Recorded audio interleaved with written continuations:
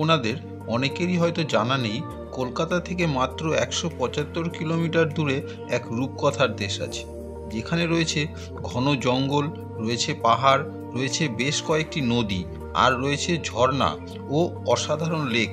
প্রকৃতি যেন তার সব কিছু উজাড় করে ঢেলে দিয়েছে। তা হলো ঝাড়গ্রাম তথা জঙ্গলমহল। আর ঝাড়গ্রাম থেকে মাত্র 38 কিলোমিটার দূরে জঙ্গলমহলের অন্যতম আকর্ষণীয় একটি পর্যটন কেন্দ্র, তা হলো বেলপাহাড়ি। আজ আমাদের গন্তব্য বেলপাহাড়ি। আজ আমাদের ঝাড়গ্রাম ভ্রমণের দ্বিতীয় পর্ব। এই দ্বিতীয় পর্বে আপনারা দেখতে পাবেন বেলপাহাড়ি অঞ্চলকে। এই বেলপাহাড়ি আপনি কিভাবে যাবেন এবং কোথায় থাকবেন, কোথা থেকে ট্রেনে উঠবেন, এর সমস্ত কিছু আমি ঝাড়গ্রাম ভ্রমণের প্রথম পর্বে দিয়েছি। যারা এ ব্যাপারে উৎসাহী আছেন তারা আমাদের ঝাড়গ্রাম ভ্রমণের প্রথম পর্ব দেখে নিতে পারেন এই চ্যানেলের আই বাটনে ক্লিক করে, অথবা আমার ডেসক্রিপশন বক্সে লিংক দেওয়া আছে, দেখে নেবেন। এছাড়া আমাদের ঝাড়গ্রাম ভ্রমণের এই দ্বিতীয় পর্বে বহু হোটেল ও হোমস্টের নাম, ঠিকানা, ফোন নাম্বার দিয়ে দেবো, যোগাযোগ করে নেবেন। আজকের এই বেলপাহাড়ি ভ্রমণ পর্বের মধ্যে দিয়ে দেখে নিতে পারবেন বেলপাহাড়ি এসে আপনি কোথায় থাকবেন, কোথায় ঘুরবেন। সুতরাং ভিডিওটি স্কিপ না করে পুরো ভিডিওটা দেখুন। আর যারা আমার এই তরুণ পম্পা ব্লগ চ্যানেলের একদম নতুন, তাদেরকে অনুরোধ করব চ্যানেলটি সাবস্ক্রাইব করবেন, যাতে অনেক ভালো ভালো ভিডিও আপনাদেরকে উপহার দিতে উৎসাহ পাই, এবং পাশে থাকা বেল আই বাটনটিকে অল করবেন। এতে কি হবে, আমি যখনই ভিডিও ছাড়ব সেই ভিডিওটি সর্বপ্রথম আপনার কাছে পৌঁছে যাবে। আমাদের আজকের ভ্রমণের প্রথম গন্তব্য হলো কাকড়াঝোড়। এটি হলো কাকড়াঝোড় গেস্ট হাউস। ঝাড়গ্রাম জেলার উত্তর পশ্চিম প্রান্তে এক ছোট্ট গ্রাম কাকড়াঝোড়। যারা নির্জনতা ভালোবাসেন তাদের জন্য এটি আদর্শ পর্যটন স্থল। বিশাল ঘন বন, চারিদিকে সবুজের সমারোহ। স্থানীয় ভাষায় কাকড়া কথার মানে হলো পাহাড়, আর ঝোড় মানে অরণ্য বা জঙ্গল। একসময় সত্যজিৎ রায় এখানে এসেছিলেন এবং সিনেমাও এখানে করে গেছেন। এখানে রয়েছে শাল, মহুয়া, আকাশমণি, সেগুন, কেদ ও নিমের মতো বিশাল বিশাল গাছ। পূর্ণিমার রাতে কাকড়াঝোড়ের পরিবেশ স্বর্গীয় হয়ে ওঠে। আপনাকে মুগ্ধ করে রাখবে আদিবাসীদের বাজানো মাদলের একটানা আওয়াজ। সন্ধেবেলায় চাইলে আদিবাসী নৃত্যও দেখতে পাবেন। এখানে সাঁওতাল, মুন্ডা ও ভূমিজের মতো বেশ কিছু আদিবাসী উপজাতি মানুষেরা এখানে বসবাস করেন।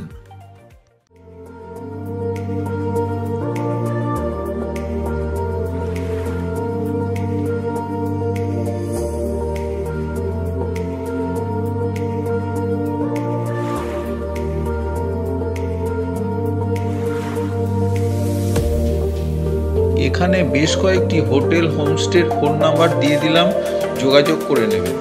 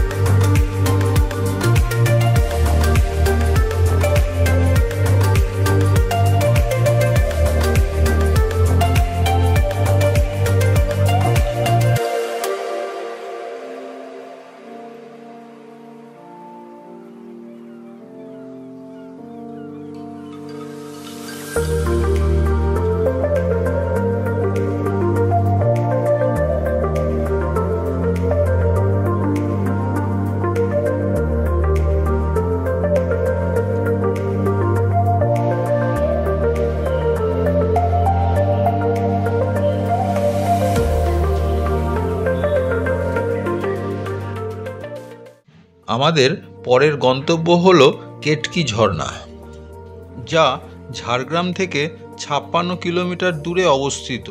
স্থানীয়দের কাছে এটি কেতকি ঝর্ণা বলে পরিচিত হলেও এটি আসলে বিশাল বড় জলাশয়।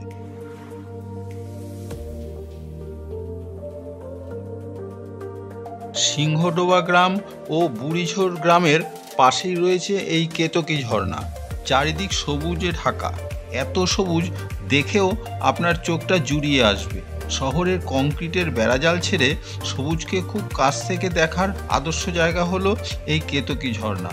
বহু দূরে চোখ গেলে দেখা যাবে সুউচ্চ পাহাড় আর তার মাঝখানে এই লেক। আর বর্ষায় এখানে আসলে তার অনুভূতি সম্পূর্ণ আলাদা।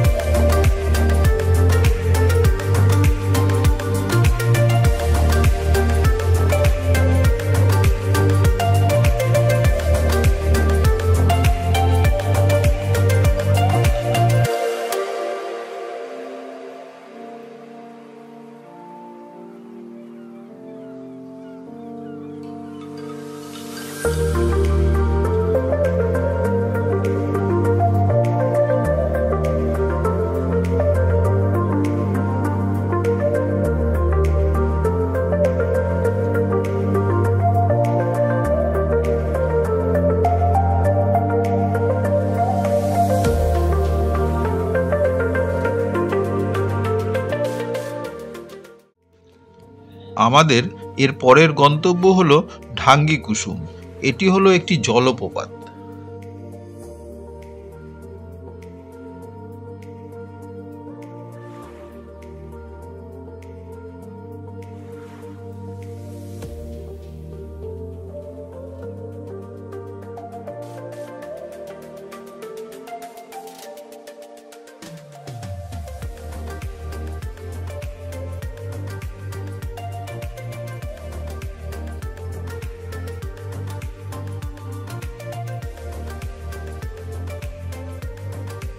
বেশ কিছুটা পথ পায়ে হেঁটে নিচের দিকে নামতে হবে। এখানে আসার আদর্শ সময় হলো বর্ষাকাল। আমরা শীতকালে এসেছি, তাই এখানে জল নেই বললেই চলে। এখানে একটা জিনিস লক্ষ্য করলাম, ছোট ছোট পাথরের থাক থাক করে সাজিয়ে একটা রাস্তা তৈরি করা হয়েছে। বর্ষায় এলে দেখা যাবে পাথরের খাঁজ দিয়ে দিয়ে জল এপার থেকে ওপারে বয়ে চলেছে, আর ওপর দিয়ে ঢাঙ্গি কুসুম যাওয়ার রাস্তা।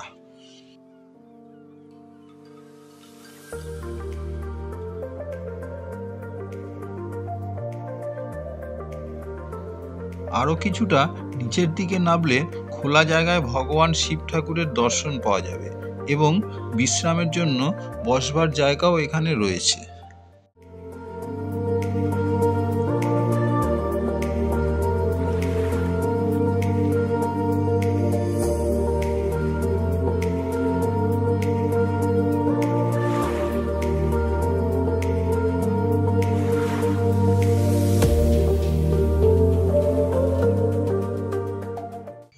এই সুন্দর জলপ্রপাতটি গভীর জঙ্গলের মধ্যে অবস্থিত।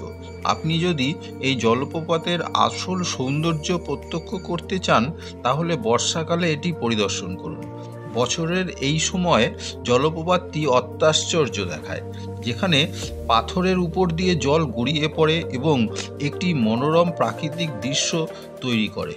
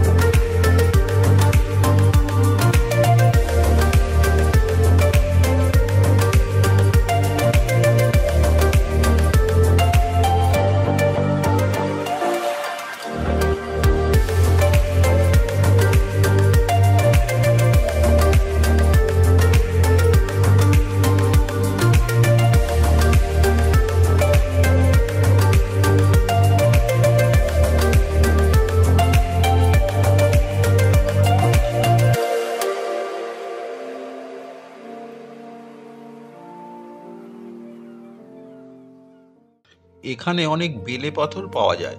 স্থানীয়রা এখানকার বেলে পাথর দিয়ে নানান ধরনের বাসন, যেমন থালা, গেলাস, বাটি ও নানান ধরনের ঠাকুরের মূর্তি তৈরি করে বিক্রি করেন।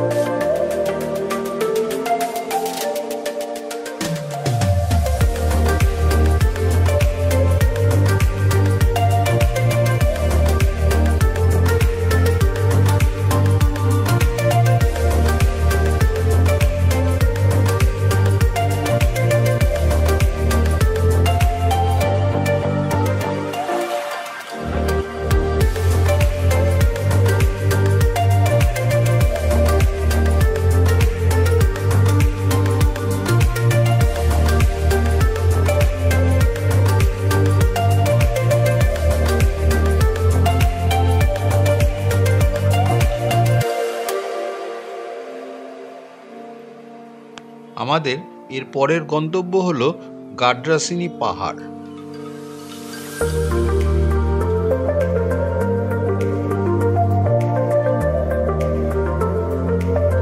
গাড্রাসিনি পাহাড়ের খুব কাছেই রয়েছে উত্তরা হোমস্টে।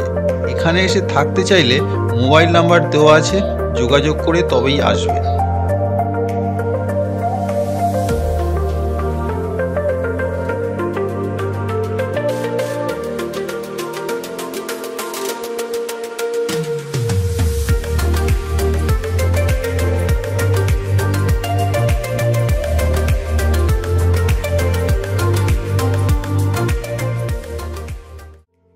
গহীন অরণ্যে ঘেরা এই গাড্রাসিনি পাহাড়।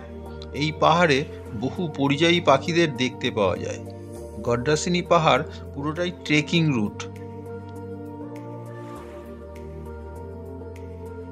ট্রেক করে উপরে উঠতে হবে। রাস্তা খুবই খারাপ, তবে একটু বলে দিই, রাস্তা থেকে গাড্রাসিনি পাহাড়ের টপ পর্যন্ত পৌঁছতে গেলে সময় লাগবে 45 মিনিট। পায়ে বেশ জোর থাকলে তবেই যাবেন। পাহাড়ের টপে একটা মন্দির আছে ও একটি গুহাও আছে। উপর থেকে অসাধারণ একটা ভিউ পয়েন্ট পাওয়া যাবে। পাশেই রয়েছে খেদারানি লেক, সেটিকে খুব ভালোভাবে উপর থেকে দেখা যায়। আমরা পাহাড়ের অর্ধেকটা উঠেছিলাম।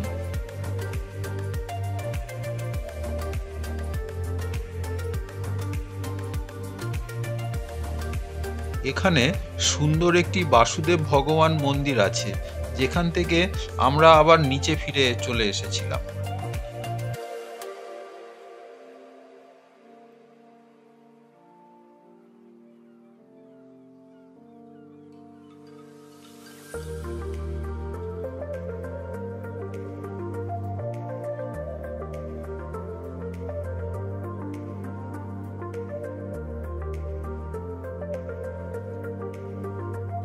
ঠিক এই পথ দিয়েই পাহাড়ের একদম টপে উঠতে হবে।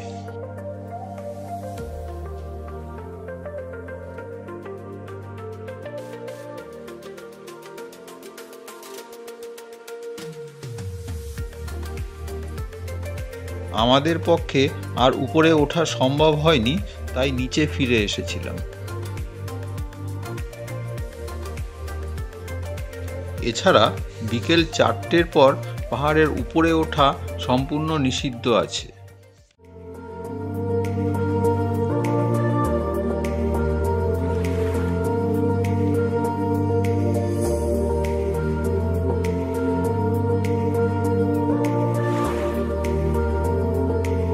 এখানে কিছু থাকবার জায়গার ফোন নাম্বার দিয়ে দিলাম।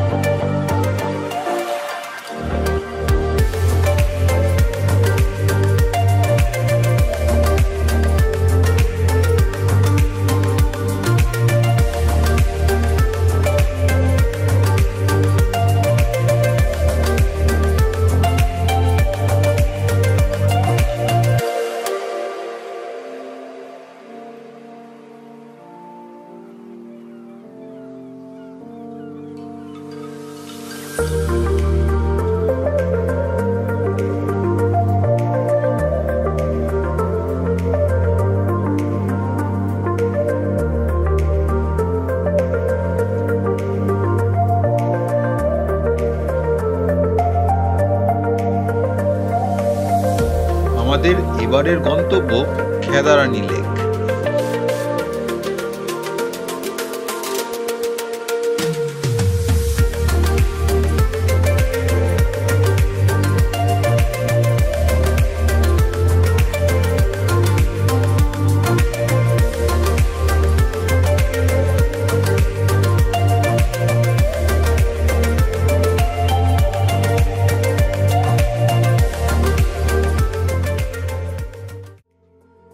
পাহাড়ে ঘেরা মনোমুগ্ধকর হ্রদ খেদারানী।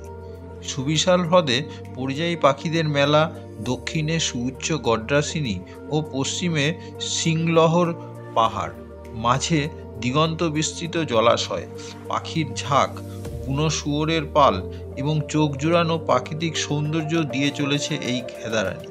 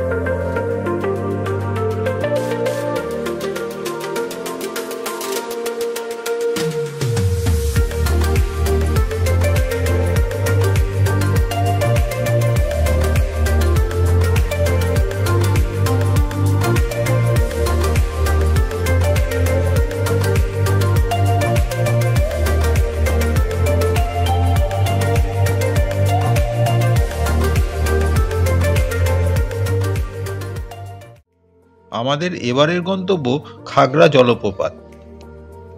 বেলপাহাড়ি থেকে 7 কিলোমিটার উত্তরে কালো পাথরের গভীর গিরিখাত, যার মধ্যে পাহাড়ি ঝর্ণা প্রবাহিত। ঘাগরা শব্দটি গাগরা থেকে এসেছে। স্থানীয় ভাষায় গাগরা মানে হলো জল ভরার কলস। প্রকৃতপক্ষে ঘাগরা গিরিখাতের আকার কলসির মতো। এখানকার প্রাকৃতিক সৌন্দর্য দর্শকদের দৃষ্টি আকর্ষণ করে। বর্ষাকালে খাগড়া জলপ্রপাতের সৌন্দর্য বৃদ্ধি পায়।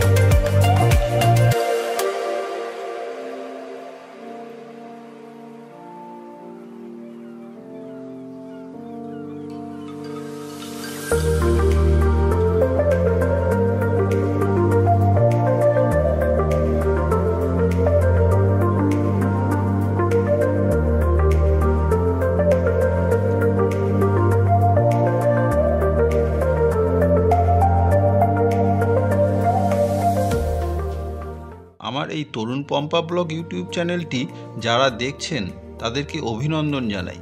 যারা এই চ্যানেলটিকে সাবস্ক্রাইব করেননি তাদেরকে অনুরোধ করব চ্যানেলটিকে সাবস্ক্রাইব করুন এবং পাশে থাকা বেল আইকনটিকে অল করুন, যাতে অনেক ভালো ভালো ভিডিও উপহার দিতে উৎসাহ পাই।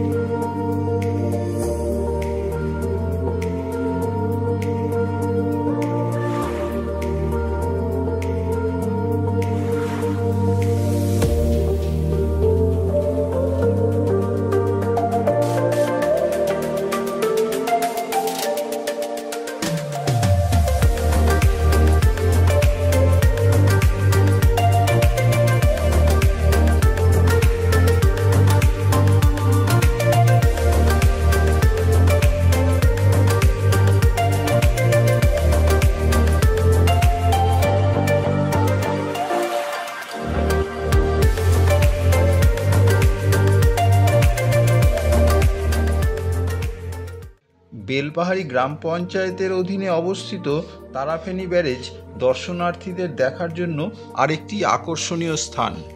বেলপাহাড়ি থেকে 5 কিলোমিটার দূরে তারাফেনী নদীর উপর এটি অবস্থিত।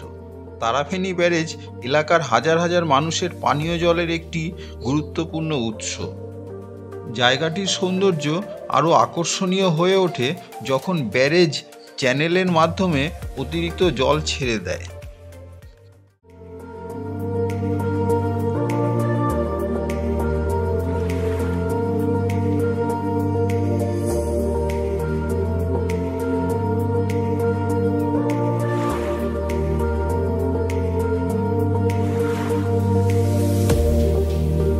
এই ভিডিওটির মধ্যে দিয়েই ঝাড়গ্রাম ভ্রমণের দ্বিতীয় পর্ব এখানেই শেষ করছি।